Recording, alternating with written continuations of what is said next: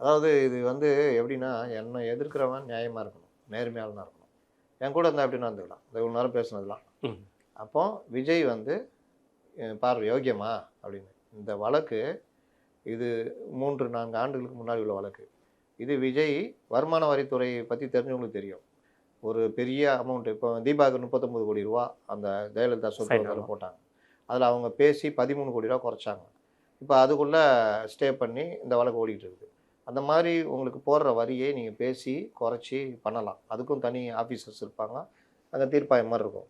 எனக்கு இவ்வளோ அதிகமா போட்டிருக்குன்னு சொல்லியும் கேட்கலன்னோனே விஜய் கோர்ட்டுக்கு போறாப்ல. இந்த வழக்கு தான் நடக்குது. ரூ. 1,50,00,000 கட்ட மாட்டேன்னு. விஜய் வருஷத்துக்கு ரூ. 80,00,00,000 வரைக்கும் வருமான வரி கட்டுவதாக தகவல் அவங்க தரப்புல இருந்து. அது ரூ. 80,00,00,000 மத்த விஷயங்களுக்கு எடுத்துக்குவாங்க. இந்த அந்த நிதி, இந்த மாணவர்களுக்கு கல்வி உதவித்தொகை அதுன்னு போட்டு கழிச்சு விட்டுருவாங்க. திருப்பி கழிச்சிடுவாங்கன்னு வச்சுக்கங்களேன். இதெல்லாம் தெரிஞ்சுக்கணும் மக்கள். ஆமா. இதெல்லாம் ஏதோ எம்ஜிஆர் மாதிரி தானாக வந்து குடுக்கறதெல்லாம் கிடையாது. எல்லாம் ஏடிஜில ஏடிஜியில் ரிட்டர்ன் போகிறதுக்காக. வந்துட்டாரு. ஓட்டுற காரு, போடுற பெட்ரோலு எல்லாத்துலயும் அந்த பணம் கழிக்கப்படும். வாடகை குடுக்கறது எல்லாம். சரி, அது குடுக்கறதுக்கு கூட மனசு வரணும்னு வச்சுக்கங்களேன்.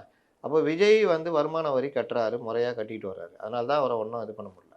ஆனா ஒரு 150 1,500,00,000 சாரி ரூ. 1,50,00,000 வழக்கு போட்டதுக்கே நேர்மையற்றவர் விஜய் அப்படி இப்படின்னு பேசுறாங்களே.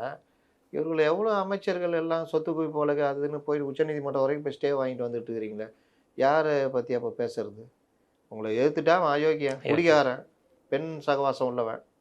இத எல்லாமே சொல்றவங்கலாம் யாருன்னு பார்த்தீங்கன்னா, அதோட பலம். டீடோட்லர், பெண்களை பார்த்தா ராமர்களாக இருப்பவர்கள்னு எல்லார் வாழ்க்கையிலயும் அசிங்கங்கள் இருக்குது, அந்தரங்கங்கள் தனி.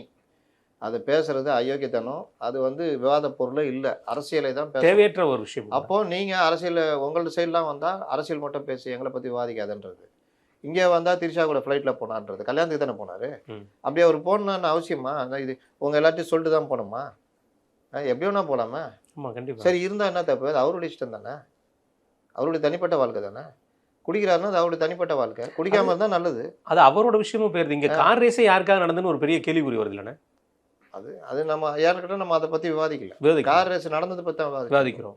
39,00,00,000 அம்மா உணவு கொடுக்குது, 42,00,00,000 கொடுக்குறீங்களா? அது ஒரு கார்ப்பரேட் மயமா ஆகிட்டு வருது. உங்களுடைய தனி விருப்பத்தை தாண்டி கார் ரேஸை எத்தனை பேர் கேட்டாங்க?